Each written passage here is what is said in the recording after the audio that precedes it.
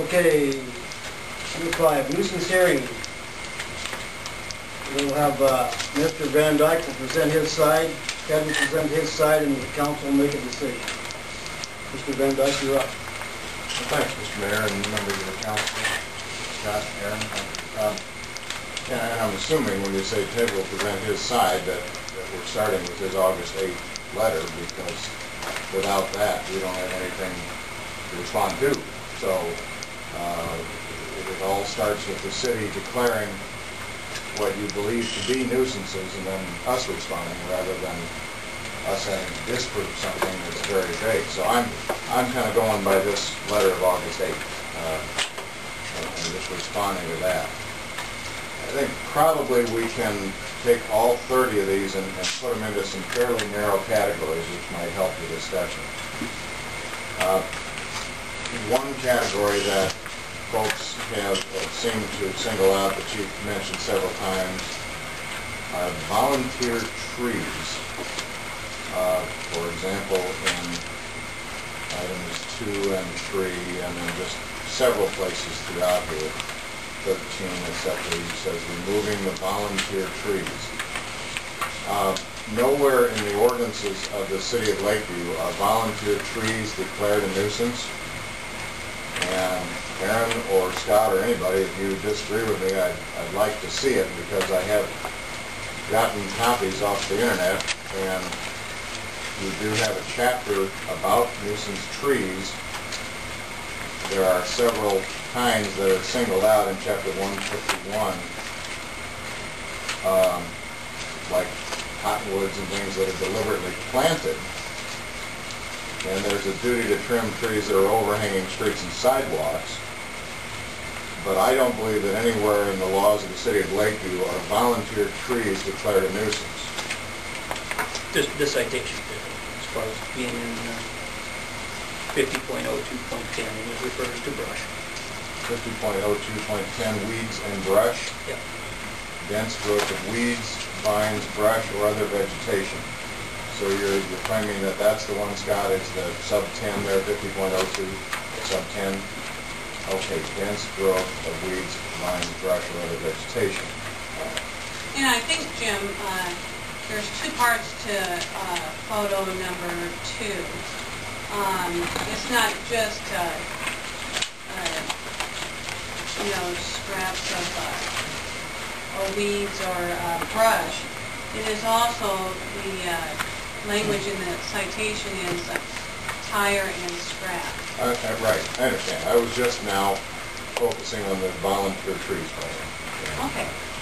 And I understand Scott's position, section 50.02, sub 10. Okay. The second category would be everything inside versus outside the fence, and I think almost everything in the 30 items that Chief mentions are, there are a few that are a little bit different, but almost every one of them is move it inside the fence.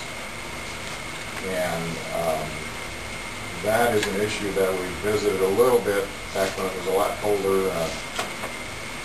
Just as a refresher, I brought copies to the council of a memo that I presented back in January, February, anyway, about the issue of whether or not I've got time to go on both ways. The salvage yard is the right term is grandfathered. Aaron and I, speaking that goofy language of lawyers, would call it pre-existing non-conforming use. But most people would just consider it to be grandfathered. And I also have a photo that Pauline found that's dated April 58, showing that the folks were already salvaging trucks back then, and it actually started before then. Albert and Pauline acquired this property like in 41, anyway, in the 40s, from Helmick, not from Helmick, from Breitbach family. So they owned the property back then, but they really didn't start operating it until the 50s as a salvage yard. And it's our position, and I have this in both the January 30 memo and the March 19 letter to Scott about pre-existing non-conforming uses. I just want it known on tonight's record that these folks were operating a salvage yard probably 30 years before the ordinance was passed about the fence. And I mentioned this back in January, but I think we're getting it down to a real important, narrow issue now, and Aaron and I have had some conversations about this issue. That is, if you're in business, my position that the cases support this. If you're in a legitimate legal business, which is licensed by the state, and the Raritan's have a sales tax permit for quite some time, they're zoned properly, they're in the industrial zone of the city, so they're a lawful business, and then you pass an ordinance after the fact, you can't make people comply to something that wasn't in effect for all those first 30 years. They did build a fence. They do have things outside the fence. We don't dispute there's some things outside the fence. But one of our legal positions, and I believe supported by the Iowa Supreme Court cases, is that when you make laws after the fact, you can't go back and enforce it against people that are in a continuous business. And I don't think there's any dispute that they're in a continuous business, but that photograph showing that they're already working on truck chassis 50 years ago right now. I think anybody that's been in Lakeview, how long have you been in Lakeview? The whole life? 77 years. 77 years. Anybody that's been in Lakeview will know that they've been in continuous business long before that fence ordinance was passed. So that's our second position, and the third position.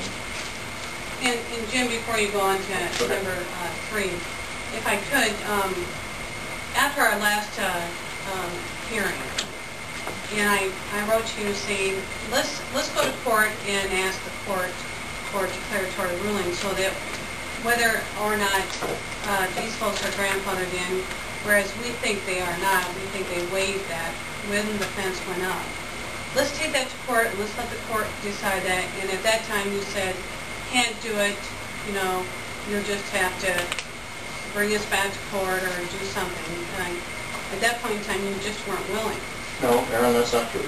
And I have written through that I asked you which one of us was going to prepare the paperwork. And you never responded. You didn't give me the courtesy of a reply.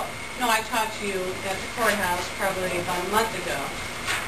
It was in May, and you said that sending me a letter, agree to take it to court, obtain a declaratory ruling, and that was May 13 by an email. And I wrote back and I said, that's fine, but which one of us is going to prepare the paperwork? And you never responded. Well, I think I did respond regarding that I would prepare it, but I also talked to you down at the courthouse. We were at the courthouse on a different issue, I believe, and I brought it up again to you. Right. And I still said the same thing. Who's going to do this? No. At that point in time, you said they weren't interested because they were out of money to pay you, and, you know, it wasn't going to come to a head unless we did something. So here we are again. And I still believe that whether, you know, we take this to district court or small claims, that will be one of the issues, is whether you're grandfathered in or not. I think that's a fair statement, that it will be a legal issue, and I think a lot of the facts of the 30 things that Chief put in his letter deal with that legal question about whether the Raritan's operation is grandfathered or not. And I think part of what we're doing tonight is we're probably laying the groundwork for that action, just so that a judge knows exactly what the issues are. Absolutely. And the exact date of enactment of that ordinance, I think I had at some point, Aaron, but I believe it was 81, maybe you or Scott would know that, when the fence ordinance was passed, 1980? Okay, so, yeah, effective December 17, 1980. Yeah, it's in that memo in January. But, yeah, and that's true. That's a very clear legal issue as to what extent can the city pass an ordinance after these folks have been in business for 30 years, and then you're going to say, well, they built a fence.